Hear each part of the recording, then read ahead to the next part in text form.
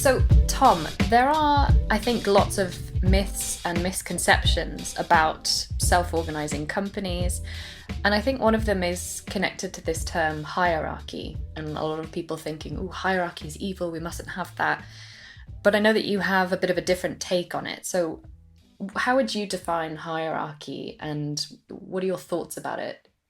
Yeah, it's a very good question. I often listen to let's say podcasts or read articles, and then what always strikes me is that that this kind of difficult words, there's no definition.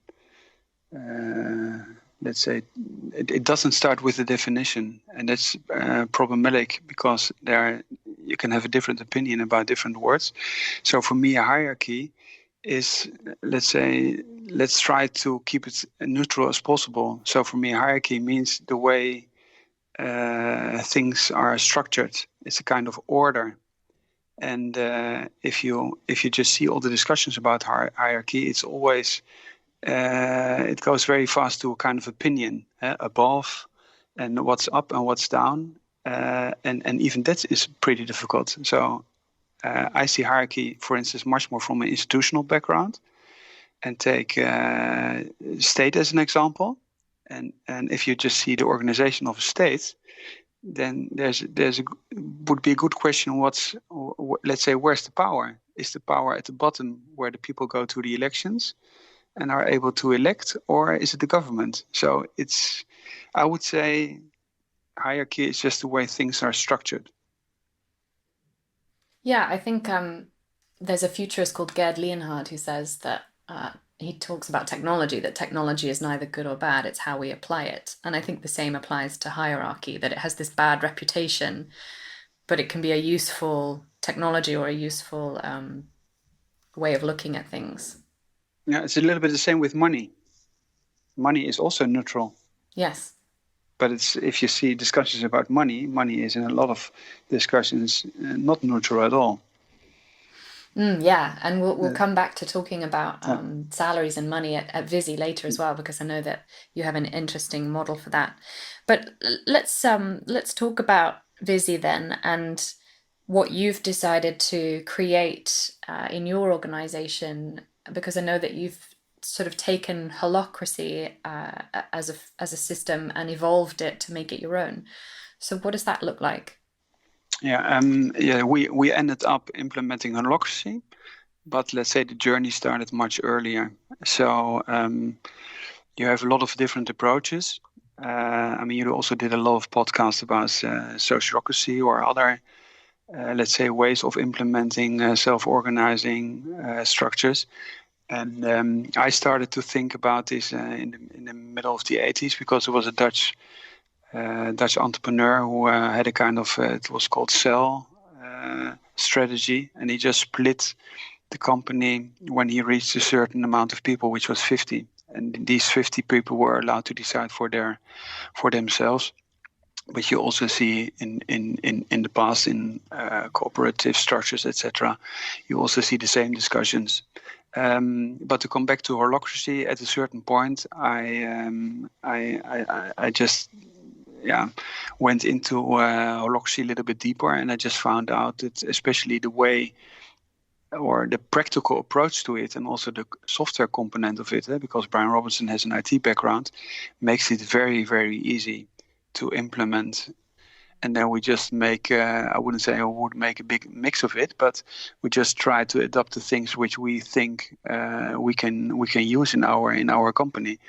But let's say the main thing I think about Holacracy is that everybody can start with the tactical meeting, because the way of let's say organizing the things which have to be done, so the daily work, that's a very, very practical and very systematic and very disciplined way of working. And that's something which is, let's say, in the structure of Holacracy, solved in an excellent way. So it's in Glassrock, it's not only about where can you find which roles and which role has what kind of accountabilities, but the way of how a meeting is processed a daily tactical meeting is processed, that's an extremely efficient way.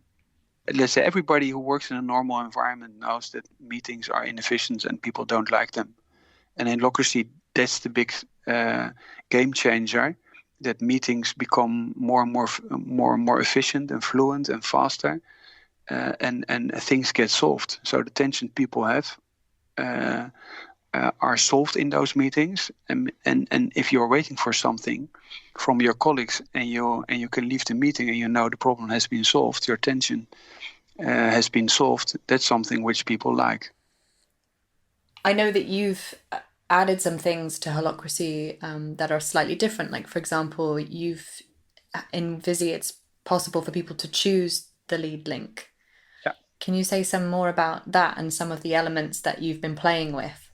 Yeah, that's right. What I find, let's say, as I said, we don't see Holacracy as a kind of isolated, sudden invention, but we just see Holacracy as let's say, a type of or a possibility of self-organization.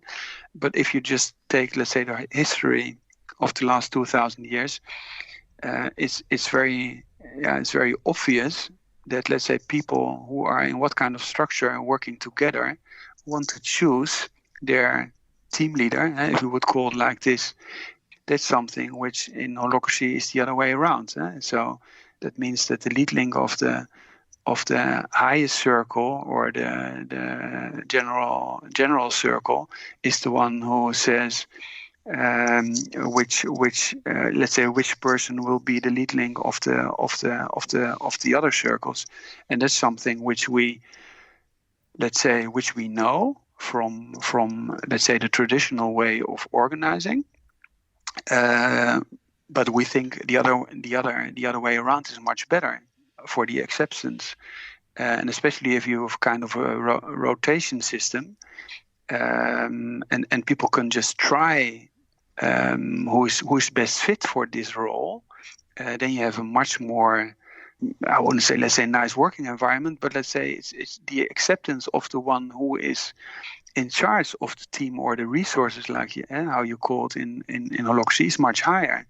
And if you then say, for instance, okay, you're 4 people, and every year somebody else is in charge of the, let's say, of this coordination of the resources of the circle, and then people say, okay, yes, I can try it, and then say, I like it a lot, or I didn't like it a lot. Then in the end, the team can decide who is best suited to deal with this role. And that's also, let's say, in normal literature, in the normal organizational approach, it's always called Peter's principle, that somebody at a certain point who is doing his job very well in a certain team then is promoted, and they say, oh, you're doing a great job, you must be in charge, and tell the other people how to do it. And then people at a certain point find out they were not suited for that. And then it's a huge problem, because then somebody has to leave the company, because otherwise you have to say, it was not a good decision, just go back to your old function. And that's something also which you can solve in this Holacracy approach very, very well. But that's more than the component to how do you structure your salary model, that there is no difference. So if you have no salary difference in the team, then people just start to discuss who is most suited for which role, and that's something which is very healthy.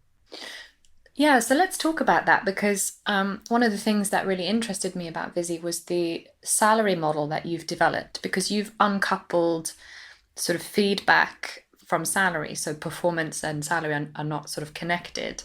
So say something about the salary model that you've developed at Viisi. It's there's another thing I was always amazed about, is that if you see all this, let's say, Gallup studies, etc., you see, let's say, 80% disengaged people, and then the question should be, how do you get people involved? How do you motivate people, or how do people motivate themselves?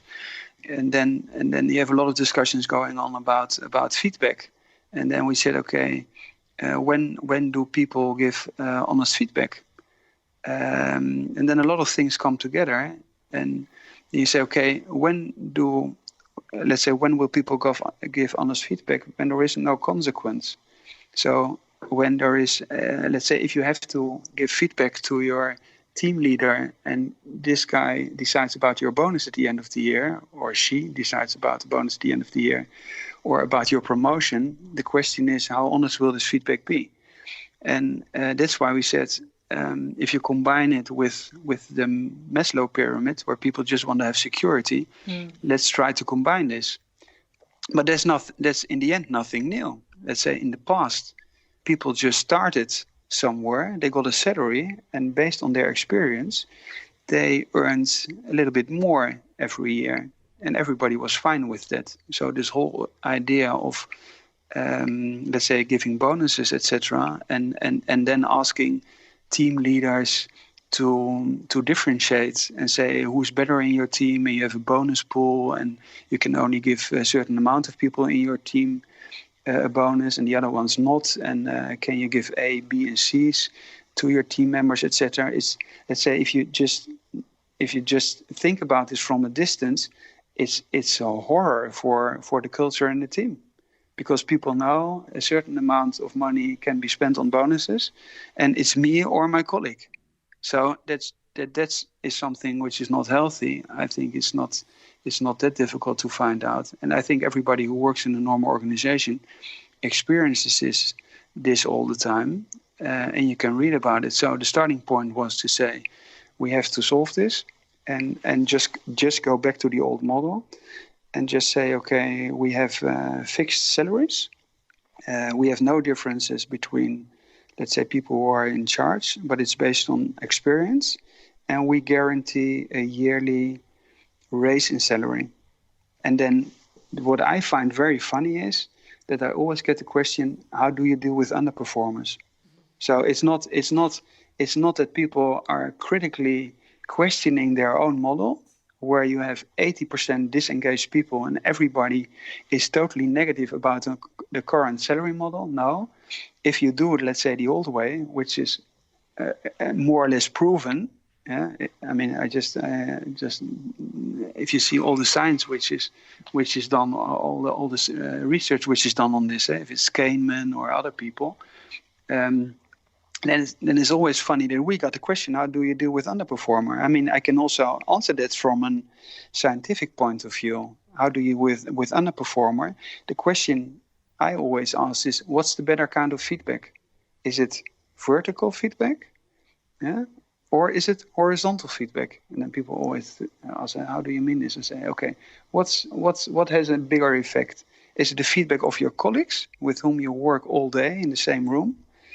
Just to put it a little bit more directly, or is it the guy or a woman who is in charge and comes by once a week, and then tells what you to do, and then he or she leaves again, and everybody in the team says, just let this guy talk, which is he doesn't understand what we're doing, and then everybody starts to think, oh, horizontal feedback, yeah, that makes more sense, and then somebody perhaps will say, okay, yeah, peer pressure, that's something which I read about that makes much more sense. But that in the way is also very natural, because these are your colleagues, you have to solve together the work which has to be done. So it's you want to be also accepted by your colleagues. And if you make the whole structure more fluid and there is no consequence, so people can tell each other honestly and give each other feedback honestly, then in the end, people will solve it. So they will find out in the team together who is taking care of what. And that's also something which is, let's say, in society or in families, it's exactly the same. So we're always thinking that management is so advanced. I would say management is the less advanced way of organizing a society. Families are better organized. Yeah? And it's also in families, you don't discuss all the time if you get something for it. Yeah? Shall I cook? No, I want to have a bonus on the end of the year. I mean, yeah, but if you put it like this, I mean, these kind of systems work. Management doesn't work. I mean, if you just see management is the least developed way of organizing. So it's management are different forms of dictatorship. It's funny, isn't it? Because, you think about Daniel Pink's TED Talk is one of the most watched TED Talks, and everyone now Yeah, knows autonomy, mastery, purpose. We know yeah, that money actually harms performance in certain tasks, like yeah. creative tasks. So it's funny that we're so attached to this, annual performance appraisal and bonus system, which, as you say, is not a very old system, and there's no scientific research that proves it's effective. No, it's exactly the opposite. And Mm. that's what I found very interesting. So you have this whole Harvard Business Review, and you can read articles all day. And then you talk to those people, they are probably reading this stuff, but it doesn't seem to have a real consequence, or they don't question their own system.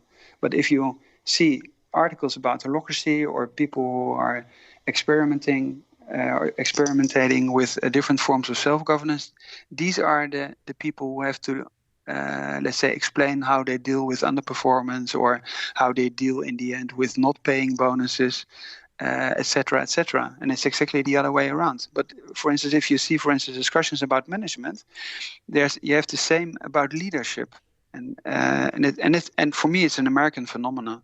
So let's say, and that's why I call it management are different forms of dictatorship, and it sounds very hard, but in a management normal system, in the end, the CEO is the one who decides.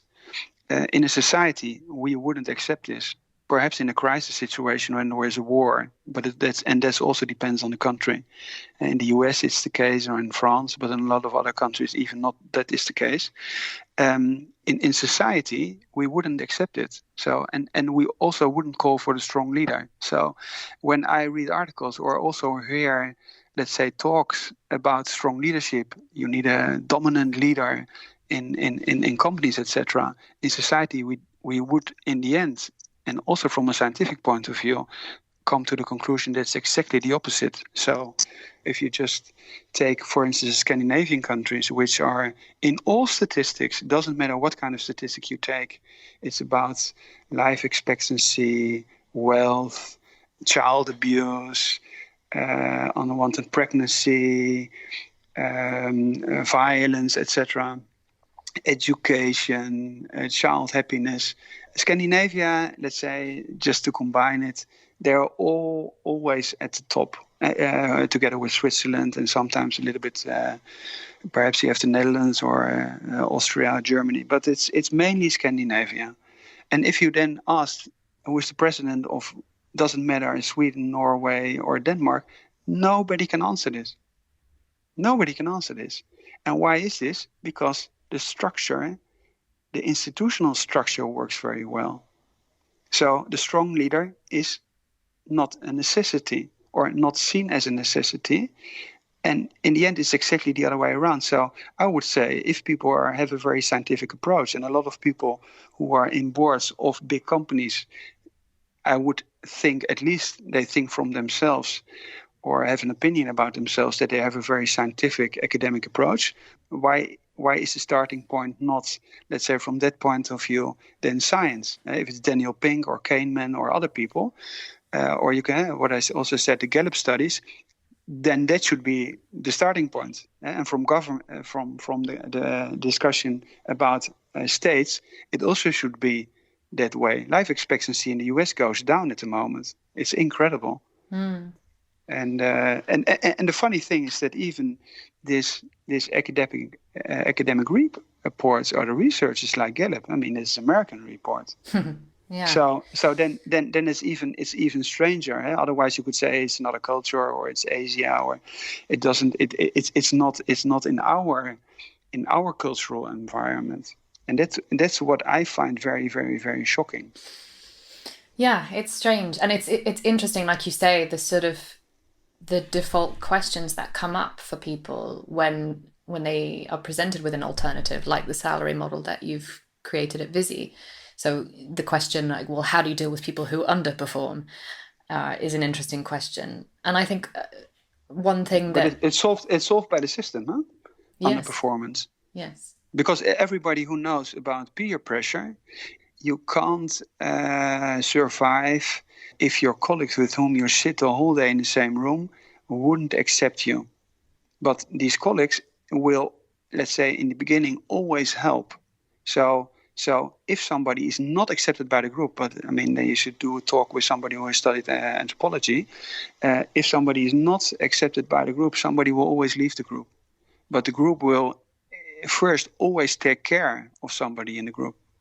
Yeah, it's interesting because when I was interviewing some nurses from Buurtzorg, this, self-managing healthcare company in the Netherlands. I'm sure you know of them. Yeah, very well. And they were saying that it becomes very clear very quickly when someone isn't a right fit for the team, or when they're not, when they're not happy, or when they're not performing, or when it's not a good match. And they were telling me that it's just part of the culture there to help that person, and they have coaches, of course. But ultimately, if it becomes clear that it's just not going to work, then they switch to helping that person find a job that will work for them. And they're very supportive. And according to them, no one has ever been fired at Buurtzorg. People. No, we have exactly the same situation. So people, there are, let's say, the starting point is that people care for each other. And then the work is organized, which makes sense. So to everybody's strengths. So we also work, for instance, with Strength Finder, another American tool, for instance, very funny. So you search for, let's say, the strength of the people, and then you combine the strengths, and you combine people with different strengths, but also different type of people or different backgrounds. So exactly the opposite of a monoculture. You try to be as diverse as possible, because it makes sense, and the output of a team, also scientifically proven a lot of times, is much higher. And then at the end, we have two possibilities if somebody leaves. We always call it, we think that you will be happier in another environment. So we have people who have, let's say, find a purpose in another direction. For instance, we had somebody who, I don't know the English word, who has children not of his own, raised in his own family. Mm-hmm. It's let's say it's our children which are taken away. It's a kind of adopted, but it's not exactly the same. Oh, foster children. Yeah, foster probably, because they're taken care of, because they are from difficult backgrounds, or foster children. Let's say alcoholics, or etc., and they're taken care of. And our colleague, excellent, he was doing very, very well. And then he was asked by a foundation who is taking care of this whole program to find 200 parents. Wow. Because from a scientific point of view, it's much better for the children when they are raised in a normal family instead of a home. Everybody understands immediately that it makes more sense that the child is raised in a normal family. And he said, I have 2 of those children myself, and this purpose, this goal is much more important to care for, and I can do this, and it's much more important than change, let's say, the world of finance, or help a lot of people to get a mortgage. And then you just have people, I wouldn't say that, let's say, the whole office is crying, but these people come and they say, I like the company a lot, but I have to follow this purpose, which is much more important. I want to take care of that. And I did a post on LinkedIn. I said, I'm not that proud very often, but this is a moment I'm very proud. And these are people who leave. Or we have a colleague who works at the ministry defining the policy, the housing policy. Or we have a colleague who is defining the housing policy for Amsterdam. And we're a very, very small company, which also says something about what kind of people do we attract. We have nobody who ever worked in the financial field, if we talk about the advisors. And all the people who come to us say, I never thought I would work for a financial institution. So, which also says something about, let's say, the motivation of those people. So I wouldn't say you can immediately adapt it to every organization. But if the starting point is that people are intrinsically motivated, want to do something together, want to find out together what makes sense, then you have at least very, very, very healthy situation. And the other category which leaves is people who find out themselves, after they have experimented with different roles in the team, that is just not their job. And then I call it a job and not a purpose, because then it's a job. And that's not something where you say, okay, I feel intrinsically motivated to do this. and then there we had another excellent example that somebody left us, and then his wife phoned us and called us and thanked us for how we dealt with this. And this colleague just left us, let's say, after 4 months. So we have two ways of people who are leaving us. And it's exactly the same in all those kind of companies. People at the beginning who just find out it's not my thing, it's not my job, and then it's really a job. Or people in a later stage who just find out that there is another purpose where they have the impression they can just have a much higher impact. And there, these examples I mentioned are excellent examples. And for instance, the guy who works in the ministry here for housing in the Netherlands, he is the only one who ever was a mortgage advisor. But he also has done a PhD in biochemistry. So it also says something about the level of academic and intellectual capability of this kind of people. And the guy who works for this parenthood, I call it like that, he studied, I think, geophysics or something like that. So also, and it says much more about the people than about this kind of technical skills, which is also something where you get questions about. But for instance, just to take this example of teachers and about nurses, because there's a very nice link to salary. There's quite some research done on how happy people are, and I always ask, do you know which people are most happy with their jobs? And the very interesting thing is that nurses and teachers are the ones who are happy, and they are not very well paid, have sometimes very difficult working environments. If I just think about nurses, and it's really, really, really tough, and you have a lot of responsibility. So I always say, I mean, what we are doing is just not comparable with people who are teachers or nurses, etc. And those people are happy, perhaps also because they see that they are do something which is meaningful. And which group of people is most unhappy with their lives and their salaries? I don't know if you know it. Well, no, I was going to say finance, yeah. Finance. And I mean, they earn most money, and it can be very purposeful in let's say in the financial field. Although I think you have to differentiate a little bit there. For instance, I think that mortgage advice is something very meaningful because you're realizing the dream of a client, and the house is a place where the life happens, etc. But the financial industry is horrible. So they get a lot of money and they are complaining all the time. So this also should be a starting point if you think about salaries. That you say, let's say, if you have to build a salary model for a bank, I would just start with thinking about this let's say research. But for instance, what I also find a very interesting example is that it was an example which was done here in the Netherlands. They asked teachers if they should install a bonus pool. And then they asked, shall we install the bonus pool for the best teachers? And then they asked who would think he's the best teacher. And it's also always very interesting because then 80% says, I think we belong to the 5% best teachers. But what was even more interesting is that people said in the end, no, we don't want it because we think it harms our team culture. That was one outcome. And the other outcome was that they said, we don't want to be better paid or better paid than a colleague, etc. We want that we have the autonomy to take out the 5% teachers who are really bad, and everybody knows it, but it doesn't happen. And that's something which I think, which you mentioned in your buurtzorg example, which is extremely important for the daily working environment. So if a team is by itself responsible of taking care of the working environment, and let's say the focus is on coaching, but if in the end it wouldn't work out, then the team is able to say to the colleague, I think it doesn't work here. We tried everything, but you will not become happy here. That keeps the team hygiene or let's say atmosphere or working environment healthy.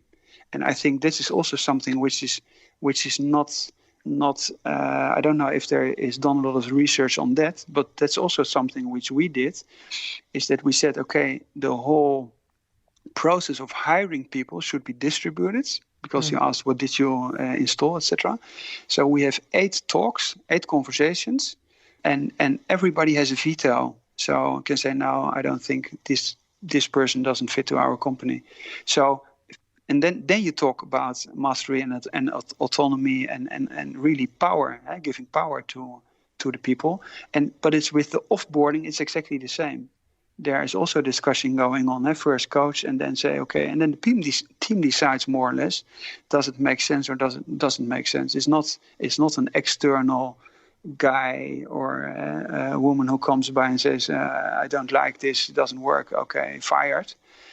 You can take your stuff. No, it's a very smooth process, and that's exactly what you also find at Beurtso. And as I understand it, with the salary model at Viisi, so when you join the company, it's very transparent and clear what your salary is, and and your pay rises, year on year, kind of increases are sort of mapped out. So that kind of takes money off the table. Yeah. And then you have team bonuses. Is that right? Yeah, but we abolish it because even but that's the last step. So because this is the process I describe, is a process of salary model took place over a period of 3 years, but we never. I mean, we were mentioned in some articles, and people approached us when they heard about it, but we didn't tell a lot about it yet, because we found it counterproductive for our internal discussions. Because, for instance, the team bonus is also something interesting. We thought that it would perhaps make sense to give a team bonus when the company as a whole was successful. But then the discussion starts, what is successful? So if you invest a lot of money in, let's say, in future growth, and you don't earn a lot of money, is it successful or is it not successful? If somebody leaves the company because somebody has found a much more important purpose, and it has a negative influence on your revenue, is it a positive or a negative aspect?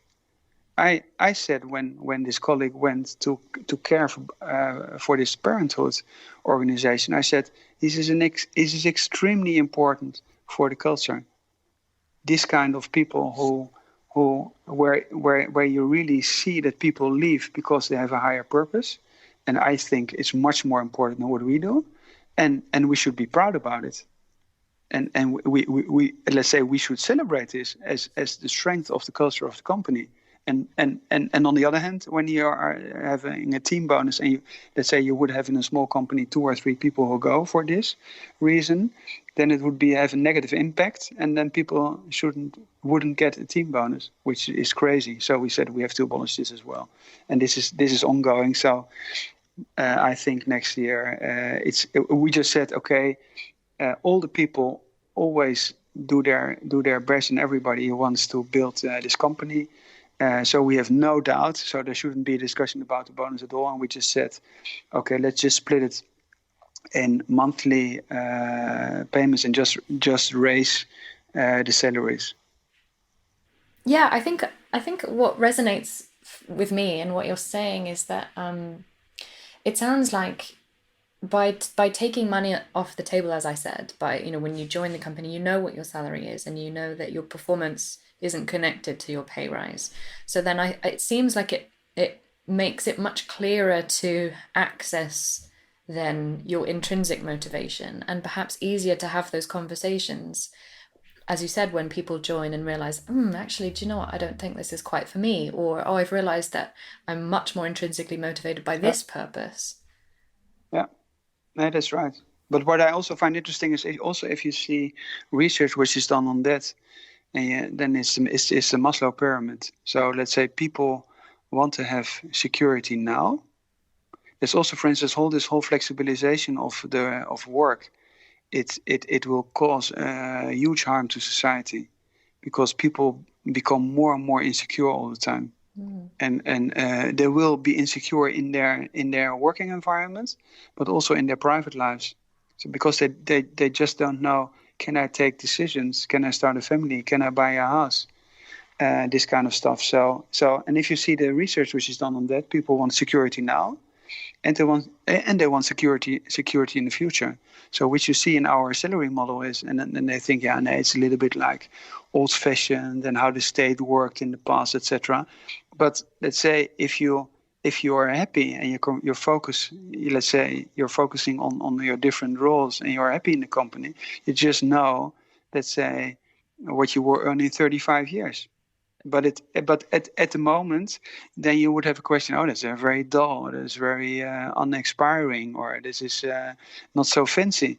I would say, in the end, people want a safe environment. And then when you see articles about organizational health, then you see a lot of times you see this word safe environment. People should feel safe. Psychological safety. Psychological safety. And then I also have discussions with. Because we often are on this great place to work list, etc. And I say, okay, it's very nice that people have fruit in the office and a soccer table, etc.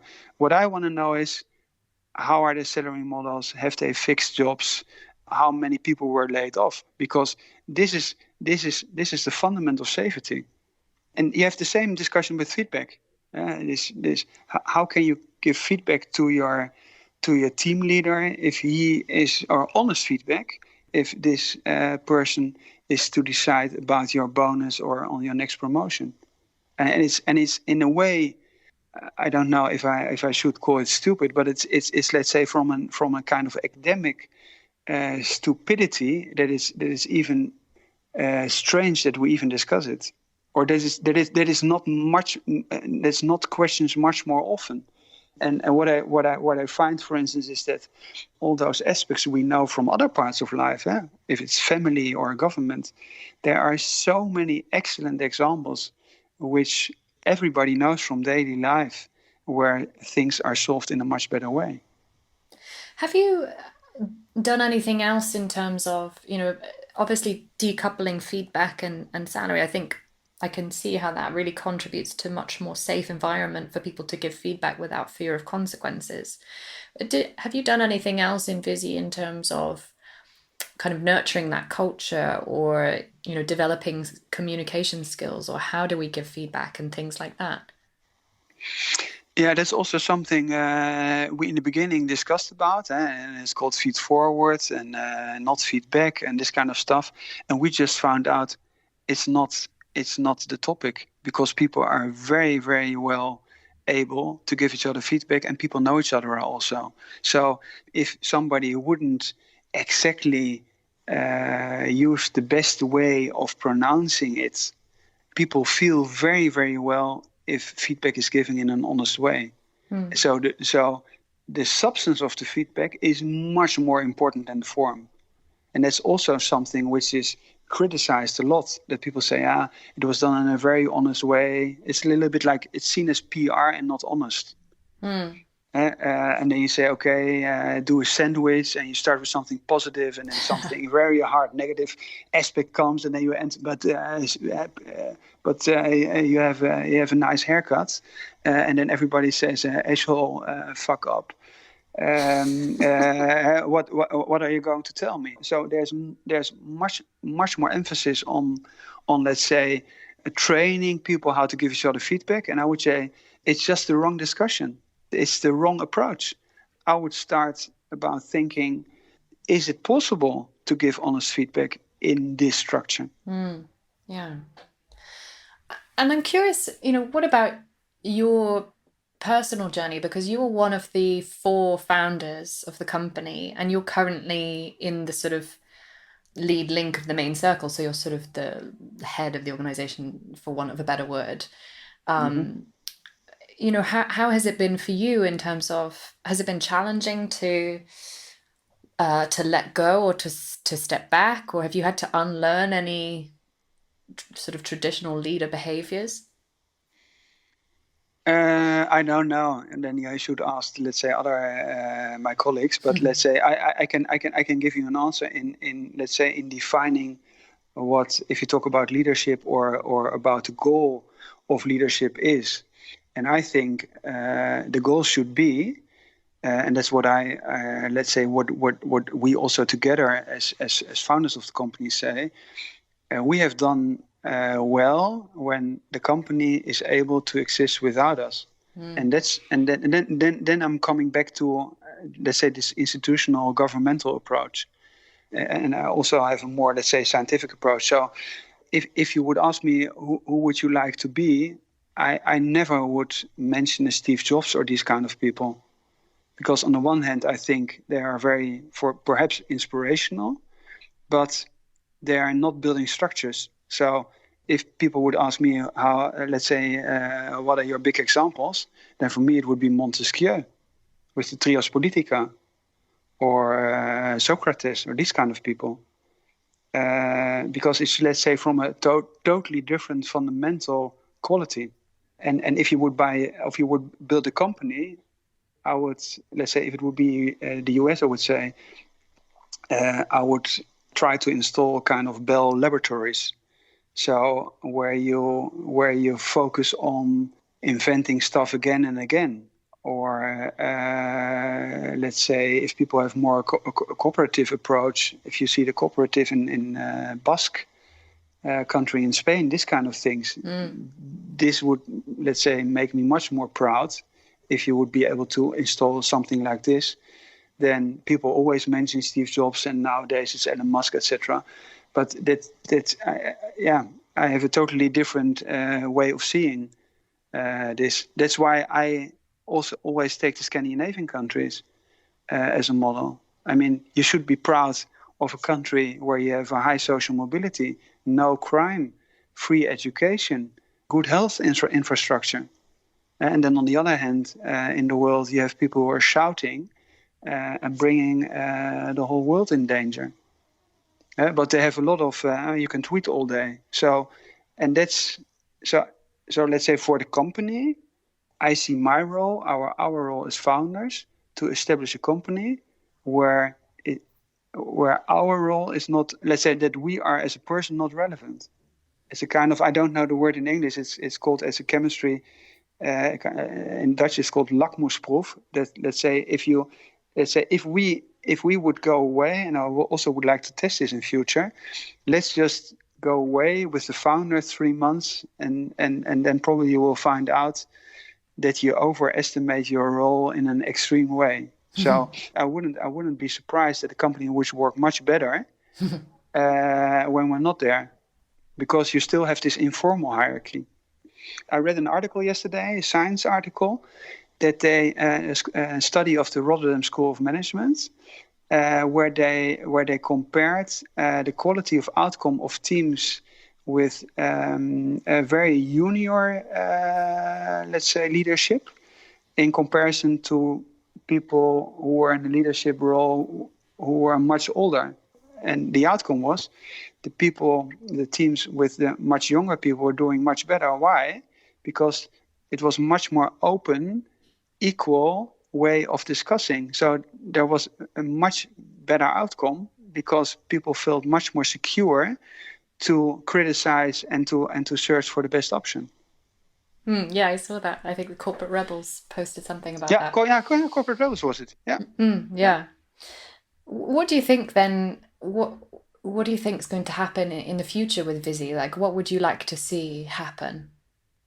What I would like to see happen, let's say, that's what I would like to see is that, let's say, from our approach as a company, our purpose is twofold. So on the one hand, we want to change the financial industry. It should be, let's say, more sustainable in a lot of different dimensions. And the other thing is that we want to help to build, let's say, a better work environment, the whole topic we just discussed. And then when I go to the purpose of a more sustainable financial world, I hope Viisi will become much bigger, because the bigger we are, the higher the impact is. But the motivation is just to have as much impact as possible.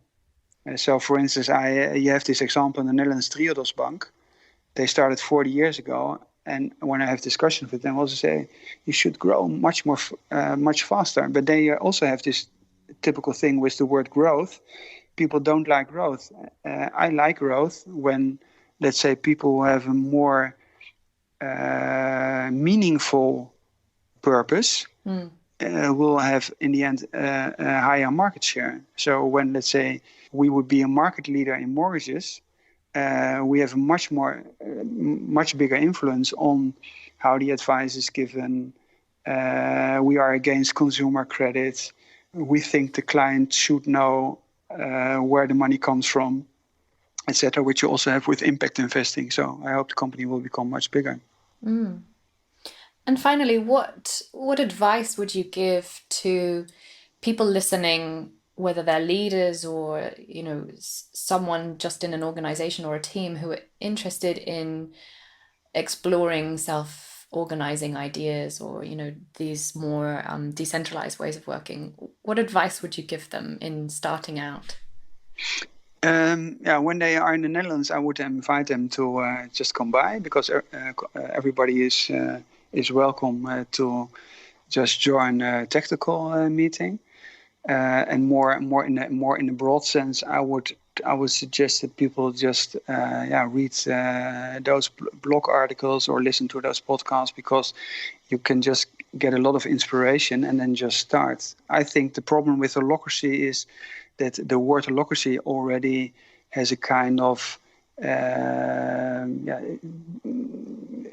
gives a little bit strange feeling. Although, let's say, a tactical meeting is just a more efficient way of doing your getting things done meeting every day. So I would just start. And for instance, I also don't agree with what Gary Hamel said in your interview, that why can't you just adapt other models?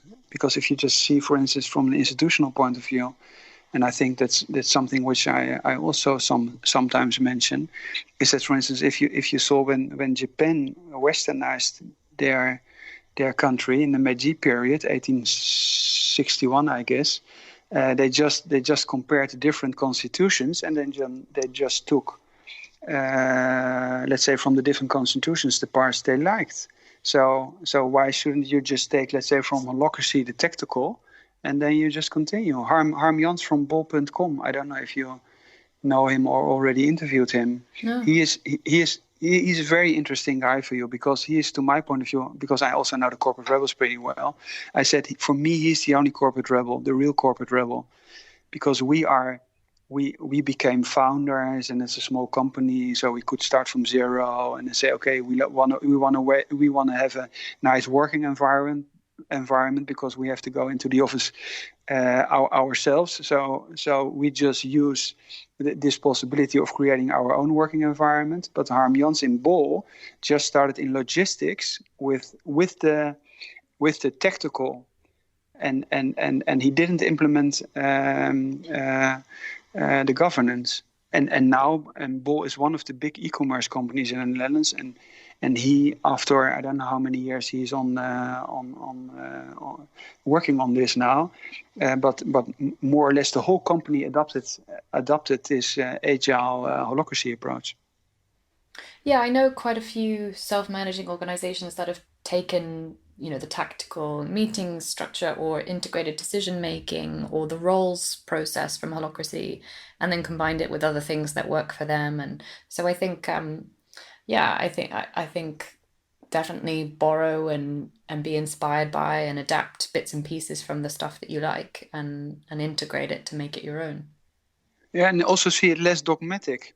Yes. So it's I think there's too much discussion done in a very dogmatic way.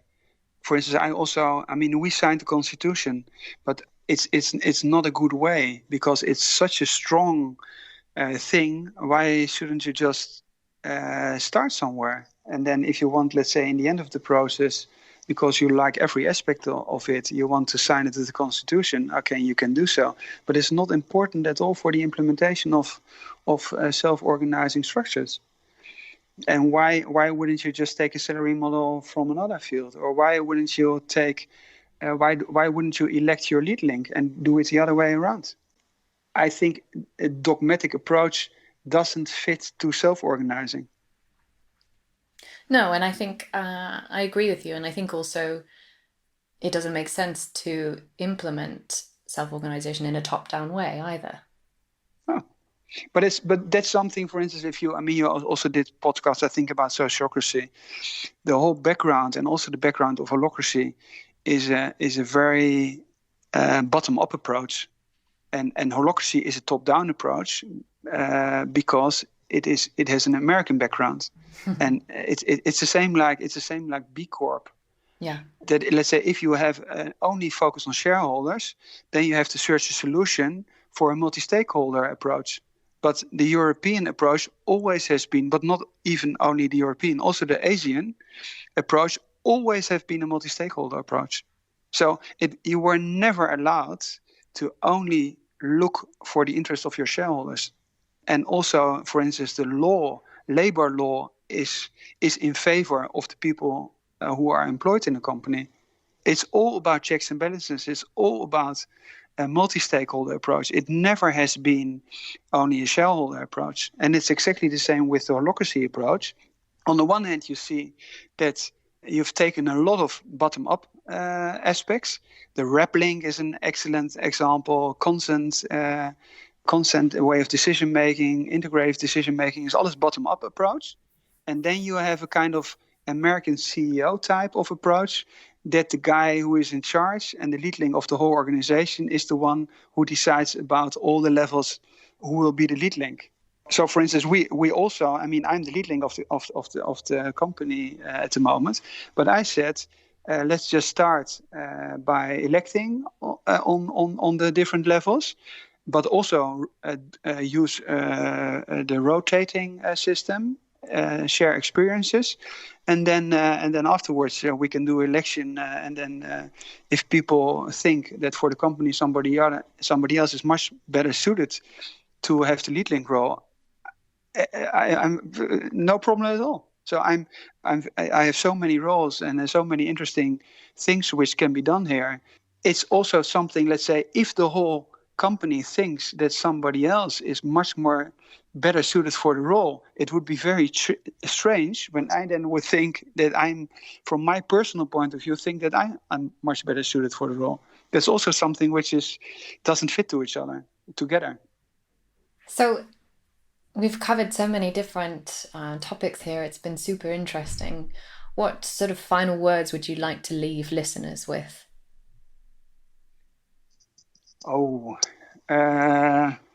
I think, but let's say something philosophical. In the past, I never talked about it, and I never put it on my profile. But I think I told you this, and I think the older I get, I'm 50 now, the more important it becomes. When I was 20, I had cancer.